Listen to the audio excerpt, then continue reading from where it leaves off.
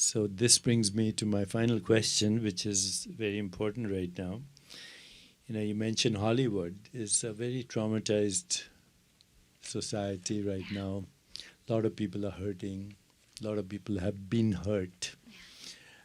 What advice would you give to those who have been victims of trauma? Where should they go in their heart right now? How do they seek peace and ultimately resolution of their stories? Beautiful. Thank you. I would begin, I think, where we ended the last question, that intersection, as you say, of love in action, that intersection of the awareness that I need to be in peace, I need to be in joy, I'm not my body, I'm not what's happened to it, and that I am supposed to use this body as a vehicle, as a vessel, as an instrument of service. So that intersection is where I would begin, because I would say, yes, a lot of people have suffered in a lot of ways.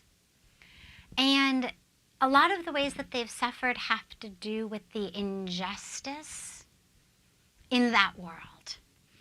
Collective consciousness. Exactly. And that needs to be changed. In the same way that climate change needs to be abated, in the same way that we need to protect our trees, in the same way we need to deal with world hunger and all lack of human rights. So they need to serve. But before they can effectively serve, they need to actually realize they are not the ones who have been injured. The body may have been, the role may have been, but as you remind people over and over again, I've heard you in the past about how frequently the cells of our body regenerate and how we are not the same being we were a few weeks, months, or years ago. And so to be aware that the me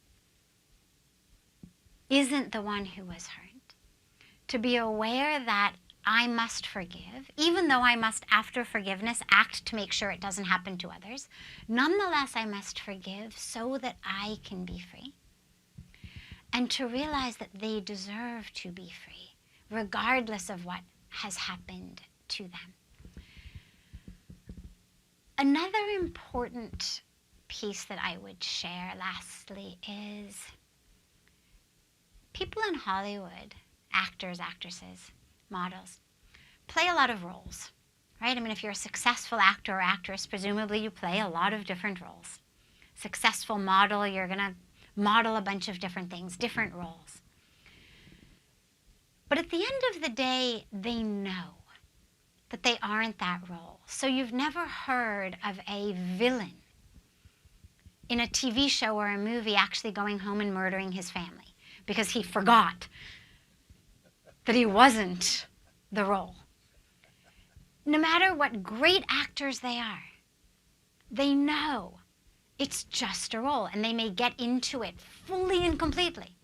But at the end of the day, they don't go home and murder their family because they know, that villain guy is just a role I play.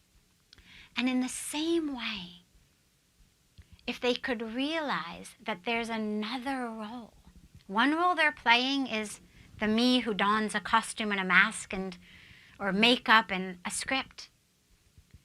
And when I take that off, I recognize I am this body, these relationships. But to realize that's also a role. And actually there is another being who is simply wearing the costume of this size, shape, body, this color, this race, this religion, this history, these stories, this drama.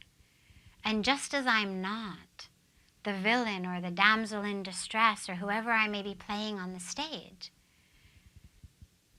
And I'm able to wash off that makeup and take off those costumes.